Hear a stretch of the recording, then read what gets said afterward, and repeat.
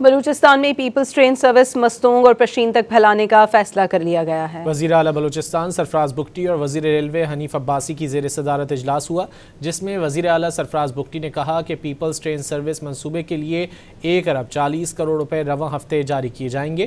وزیر ریلوے حنیف عباسی نے کہا کہ پیپلز ٹرین سروس بلوچستان میں سستی اور محفوظ سفری سہولیات فراہم کرنے میں سنگ میل ثابت ہوگی۔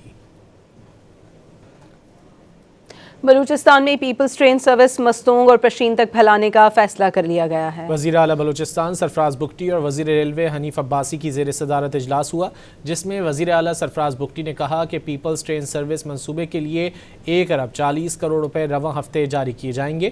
وزیر ریلوے حنیف عباسی نے کہا کہ پیپلز ٹرین سروس بلوچستان میں سستی اور محفوظ سفری سہولیات فراہم کرنے میں سنگ میل ثابت ہوگی۔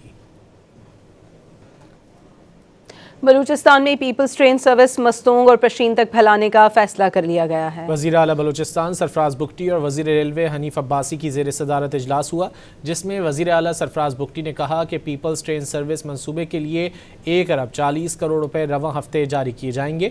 وزیر ریلوے حنیف عباسی نے کہا کہ پیپلز ٹرین سروس بلوچستان میں سستی اور محفوظ سفری سہولیات فراہم کرنے میں سنگ میل ثابت ہوگی۔